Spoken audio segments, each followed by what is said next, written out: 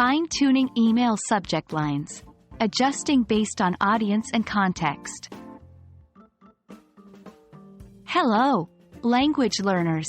Today, we're diving into a crucial part of email communication, the subject line.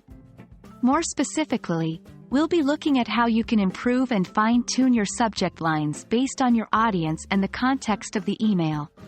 Remember, a well-crafted subject line can make all the difference between your email being read or ignored. Firstly, it's important to understand your audience.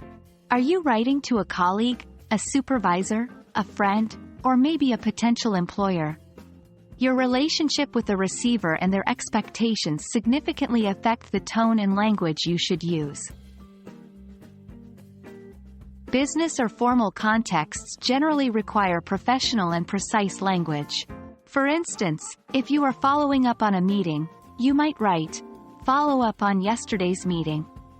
In a less formal context, like writing to a friend or colleague, you have more freedom. The subject line might be something like, "Catching up on Project X," or even, "Long time no see."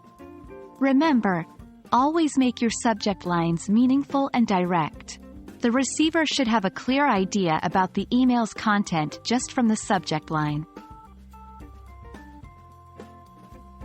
Next, let's discuss how to adjust subject lines based on context. The content, purpose, and urgency of your email should all be reflected in the subject line. If the email is of high importance and needs an immediate response, consider starting your subject line with urgent or important. For example, urgent, deadline for project submission. In a less urgent situation or when you're sending an update or information, the subject line could be update on Project Z or details for upcoming workshop.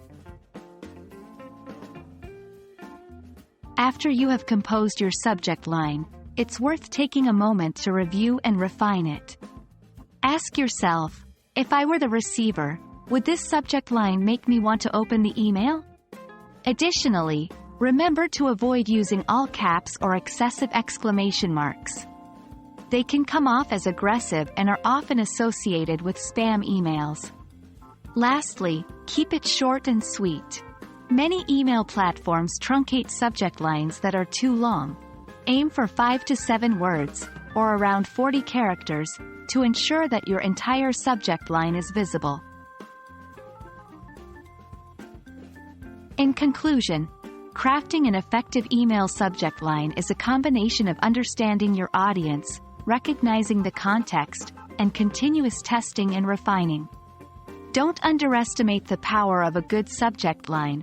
It can significantly impact whether or not your email gets the attention it deserves. Happy writing, everyone! Remember, practice makes perfect, so don't be afraid to experiment with different subject lines to see what works best. Stay tuned for more tips on improving your English reading and writing skills. Keep learning, and see you in our next video.